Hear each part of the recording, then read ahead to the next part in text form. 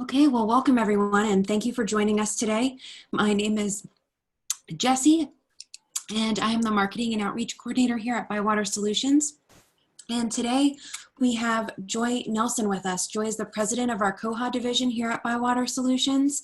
And she's going to be talking to us about remote working. So welcome, Joy, and thank you, and go ahead. All right, thank you. So y'all can see on the screen, I've just decided to call this actually more like what to do when all your coworkers are working from home, and how we navigate in this sort of environment. So you might be sort of wondering, well, Jesse already introduced me, but basically, like, what do we know about remote working that we can share with you? So I can tell you that Bywater was founded remotely. For those of you who didn't already know that, we were founded in 2009 as a remote company. There was no headquarters, there's no home office. In fact, our home office is quite literally our home office.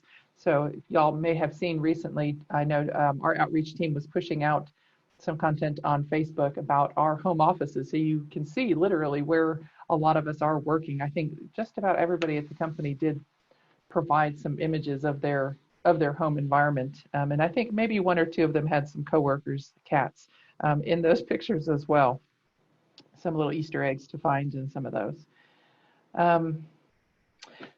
The other thing that makes us a little bit unique, I think, in the idea of remote working is that we work with the Koha community, which is completely remote. They are all over the world. So there's not one, spot where the Koha community lives. It is developers and migration specialists, database people, et cetera, from New Zealand all the way across, India, Europe, it's an African continent, it's in Canada, it's the US, they're everywhere. So we're dealing with folks that are, some of whom we've never met, some of whom we do get to meet, but a lot that we don't.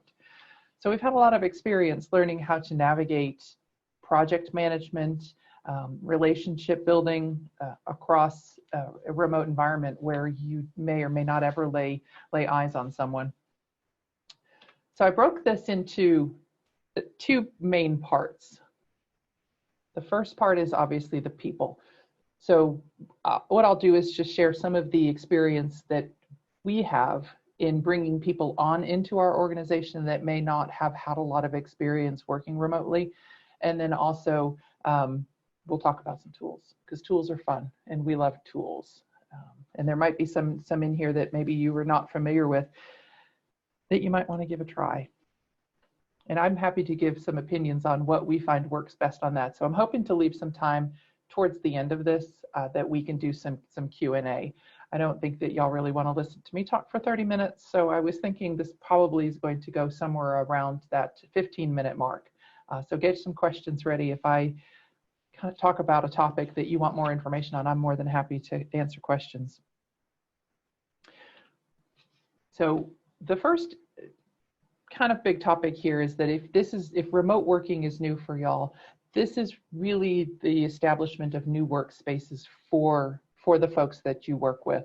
And that can be a little bit intimidating. They're not used to working from home. You're not used to working from home. So the number one piece of advice that I always give folks is just project calm. That's probably the most important. In fact, just as a anecdote on that, I was training a new individual in our migrations department, and one of the things when we were talking about it, I could see he was a little overwhelmed with some of the topics we were going over, and I said, well, listen, don't worry about it. I said, if I'm not worried about this and this learning process, you shouldn't be worried about that. And he said, yeah, because I'm for sure going to feed off of any fear that you're projecting. So I said, okay, great. There's nothing to worry about here. We've got this. So projecting that calm, I think, is really important for folks, because this is new for everybody. And so as leaders in the organizations, it's really important to set that tone.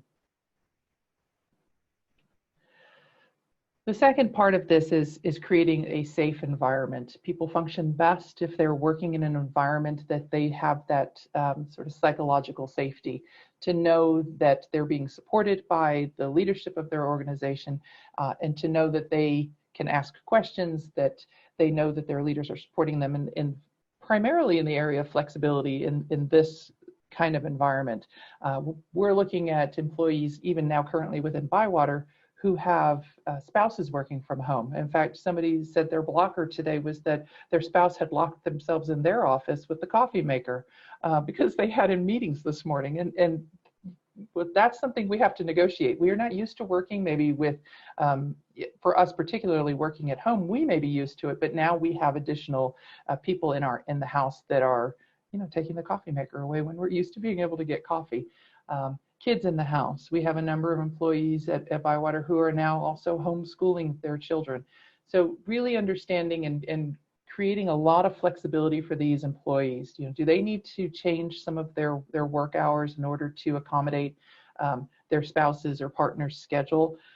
Do they have to then maybe carve out a couple of hours in the middle of the day because that's when the children's schooling is happening via Zoom, and they need to maybe repurpose their computer so that their kids can watch the teacher's lesson, that kind of thing. So really being as flexible as we can with folks to let them know that it's okay, this is different, it's unusual, do what you need to do in order to feel comfortable that you're taking care of the things that you need to take care of. I mean, family is very important. That's more important than the work. So take care of your family. Once you feel that you're comfortable with that, come back. We'll be flexible as far as how we're going to accomplish the tasks that we need to do. We do have some employees that just come in early. We have some employees that will perhaps split a shift. They'll work in the morning, take the afternoon, and spend time with their kids or their spouse, and then come in the afternoon. There's just a lot of options. And of course, one of the reasons that time zone issue works for us as far as split schedules, we are across the US. We've got employees that are in California all the way over to the East Coast up to Maine. So chances are at any point, there's always going to be somebody working between the hours of 6 a.m. or maybe even 5 a.m. on the East Coast all the way up through about 9 p.m. on the West Coast. That's pretty common for us. One of the other areas here with the flexibility is understanding project deadlines, and having a lot of patience to understand that when you're face-to-face, you can get immediate answers, and those immediate answers are not necessarily something that you're able to get in a virtual environment, or at least not as frequent. Some of those requests are going to have to go through some sort of communication channel, be it email or some sort of other chat tool that you may be using, and that individual may actually have stepped away. And so there's sometimes what we call asynchronous communications, or there's just lags sometimes in that response that you get before you're able to move forward. So it's kind of learning to save, the idea of when you need an immediate response, save those for when you really truly need it. Very, very rarely do we ever feel the need to actually call somebody on the phone and ask them a question to get an immediate answer. Usually that's something that's pretty significant. For example, if servers are down, that would be an opportunity to do it. But to find out just details of projects, we do a lot of the asynchronous communication where it comes in at varying times. And that also goes into a lot of the talk of like project management as far as being flexible with deadlines. I always am a big advocate of building in a lot of slush to a lot of projects. People can look at something and say, yes, I think we can get that done within about 2 days. Great. I mean, unless it's really needed in 2 days, let's make it 3 days, because some things always manage to come up. There might be a dog that gets sick that needs to be taken somewhere, or a child that's sick, somebody that needs attention. And having some sort of patience with projects, and maybe they're going to take a little bit longer if that's possible. And sometimes they get done on time, and that's great too. Trust is the other big one. There's absolutely really, I haven't really seen a way that you can really effectively micromanage within a remote environment. It's not the sort of thing that you can stand over somebody and wait for them to do something or show them how you want something to be done. So there's a huge element of trust, trusting your coworkers and your staff to be able to perform the functions. If you show that you have the trust in them, they come through, they do the things. It's like my grandmother always used to say, if you ask somebody to do something, let them do it, and they will do it. I've always found that to be the case. There are ways, we'll get to this a little bit further in the process as far as how what work is being done. And we're going to talk about that in a little later. But the underlying principle of that is really trust, is just trusting the people to do the work that's expected of them. And when they don't, it becomes very obvious later on. But these are employees that you know. Chances are they're employees that you like having around. You've built relationships with them in face-to-face. So it's the same people. Trust them. Along with face-to-face, if we're losing face-to-face communications, chances are you're introducing new communication methods into the mix. You're going to be communicating, I'm going to assume most people have email. You're going to be communicating through email or through some other version of a text-based medium, whatever that may be. If that's an IRC chat room, or you've set up Slack, or I think Google has a chat feature within their mail feature. One of the things that we tell new folks when they come on to Bywater is that you really have to assume best intent. When you read something in a text form, you don't get any of the humor, the context. You might read something and think, well, why are they so mad at me? It's either all capitalized, or it's not capitalized, or you feel like it was very short. Maybe they left out some words for the sake of expediency. Assuming best intent is always the best way forward here. Just assume that that person is not mad at you and that they're just trying to communicate information to you efficiently. It's a good rule to go by in the world of text communication. Communication, to kind of elaborate, is kind of key in a remote environment. It's about the only thing that you have in order to establish relationships, find out what's going on, see how folks are doing. I say chat often, and I mean often. I usually try to make it a point every week that we have about 30 employees that are remote employees within the Koha division at Bywater. I try to talk to all of them every week just to see how they're doing. Making sure that they know that they can always kind of come to me with questions. Finding out sometimes in a face-to-face chat, we use video conferencing, finding out kind of what's troubling them, be that a personal issue that they're trying to work through, or a work issue. It's maintaining those lines of communication. I put down here, be careful of assumptions, and that's where we're going to get to that a little bit later as far as I think in the next slide. But basically, this is what comes up when somebody says something and you have an idea in your head of what that means that person is doing versus what the person who told you means in their own head. And I think an example here I tried to come up with one that wasn't specific to Bywater, but maybe more specific to libraries, which is if you have somebody who generally works on library programming and they tell you, yes, today I'm going to work on creating some library programming content. Well, that's great, and that might generate an idea in your head as far as like what you think they're going to be working on, but they may have a different idea in their head. Maybe they're actually thinking about working on programming for when the library reopens, but maybe you were thinking that they're going to be working on current programming. So it's watching out for some of the assumptions in the communication, and as long as you're communicating often, you can flesh out a lot of those assumptions and clarify them. So in addition to chatting often, I like to chat fun, basically, but chat fun didn't really work. So we'll call it water cooler talk. And this is a time where people need to feel that they can relax at work, having fun, sharing recipes. We have a random channel in one of our chat tools that we use. People post all kinds of just random stuff. Sometimes it's recipes, sometimes it's just funny pictures.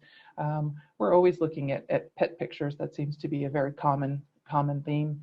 One of the things that we do sometimes on Friday, when things start to drag a little bit and you're at the end of the week, we'll just start talking about music playlists, and people will put in links to music that they're listening to there, right then and there. And that's a lot of fun. You get to, you expose yourself to new music. It's kind of like a listener's advisory. It's like the reader advisory version. I've found some new artists that way, which is a lot of fun. So if you're ever in our Slack channel on a Friday afternoon, you could ask us, and you'd be surprised what you might get. We're full of suggestions, like most good librarians.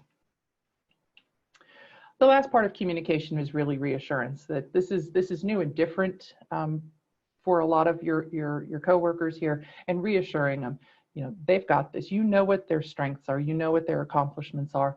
Kind of reminding them of that, reassuring them that they're on the right path. Part of working remotely or working from home is that it can be very lonely. You're a single person. You don't have a coworker to bounce an idea off of. And so just reassuring folks that they've got it and that you're there for them.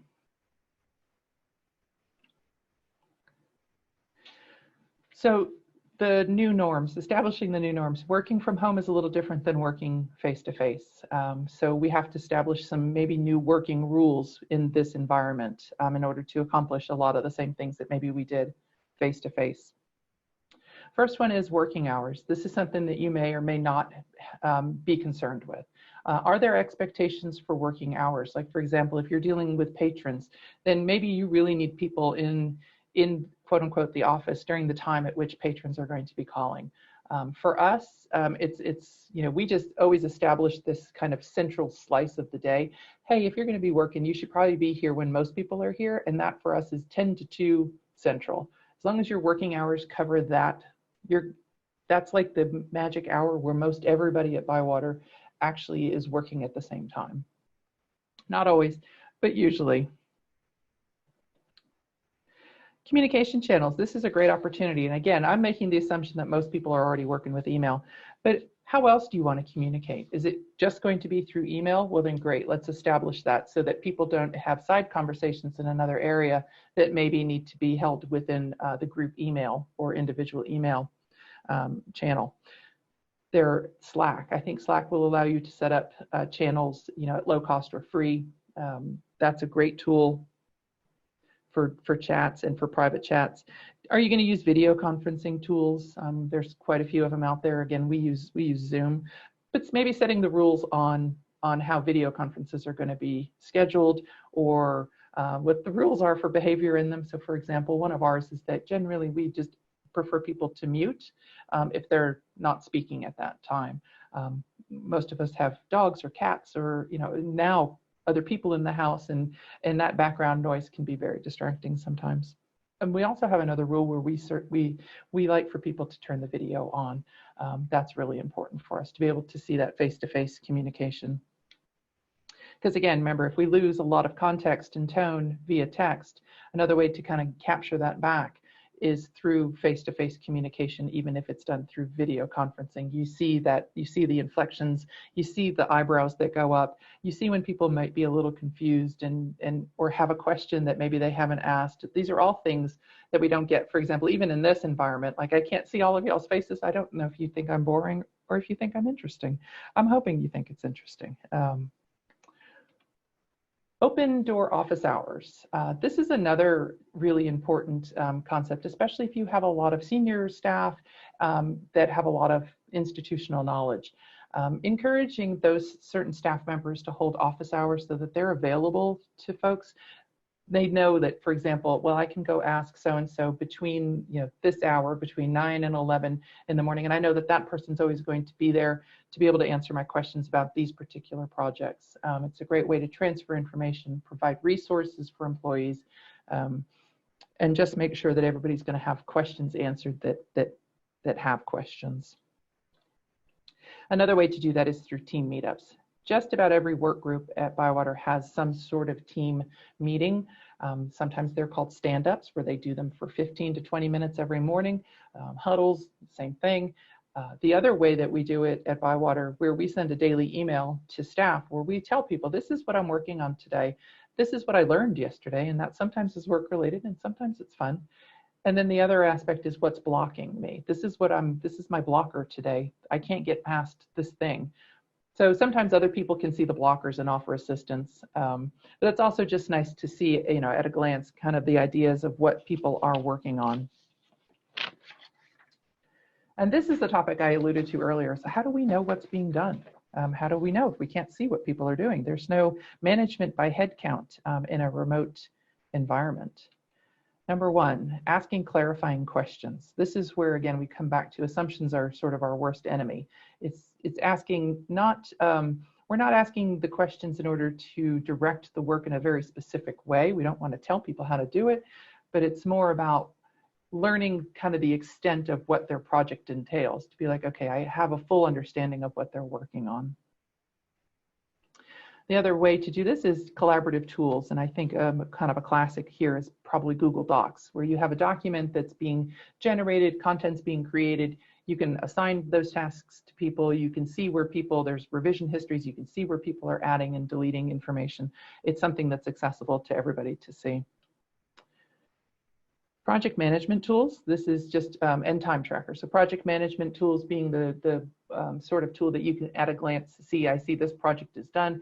We're waiting on this particular step in that process. And maybe this one's blocked by another step in this task that hasn't been done. They're great for like at a glance roadmap. The time trackers is, I put on here in case folks do have hourly employees that they need to track what those folks are working on. But time trackers, believe it or not, are really useful for us here at Bywater, where we generally don't have a whole lot of hourly employees. But there are times when working from home, it feels like you're not doing a whole lot. Like, I don't feel like I accomplished a lot today. And in those cases, generally, we ask them to, hey, why don't you use this time tracker? See where you're spending your time. And one of two things will happen. They will find that they may be spending too much time on a particular task, and they're spinning their wheels, and they sort of learn, okay, once I get into that kind of environment, I'm going to stop, and then I'm going to pivot and work on something else. But by and large, what most people sort of realize from these time tracker tools is that they are way more effective than they think they are. By really writing down what you're working on, you see exactly what you did over the course of 8 or 9 hours during the day. So I highly encourage them, even if they're not necessarily something you're using as a metric to track work or work hours. And these are a few of our favorite things, which always makes me think of The Sound of Music, but I won't sing for you. And here we've got a lot of these that you may already have access to, for example, email or Google Drive. Toggle, which is the one all the way to the right with the little round red button, that's the time tracker. It's a really great tool. Monday.com is a project management tool that we've started using. Trello is sort of a pseudo project management, more of a Kanban style, but useful for kind of low-level projects to kind of see the status of things. And then we've got communication tools such as Slack, Zoom, Skype. We did used to use Skype at one point. Google Hangouts is another one. And believe it or not, we have a WhatsApp channel at Bywater for our employees. We don't ever get the chance to do happy hour, so it's kind of our social outlet. It's fully optional, but it is a great way for people to, on the weekends, share pictures of things that they're doing and just engage with their coworkers in a more personal way. And that's it. So that's all I've got. I went a little longer than I thought, so I apologize for that. But did we have questions, Jessie? Not yet, but just people agreeing, saying that this has been helpful and interesting, and shaking our heads up and down. Well, good. I'm sure that we'll be posting this this presentation somewhere, right, Jessie, on our blog? Yep, on our blog. Yep, it'll be on our blog. Okay. All right. And I might write up just a little bit of summary for it because I think that, some of that's a little bit word light, but I'll go ahead and put some information in there as well, some text. So if you want to share it with folks, by all means, feel free. And if you do have questions that occur to you later, y'all know where to find us, especially 10 to 2 Central. Excellent. Well, thank you so much, Joy. And we have a hello from North Richland Hills Library. Hello, thanks for joining us today. Great, and you're doing everything that I've mentioned. See, this is not rocket science. Y'all can do this. It's just a really communication and trust and just kind of being as flexible as you can at the end of the day. This is awesome. Fabulous. Thanks so much, Joy, and thanks to everyone out there. Great. Bye-bye.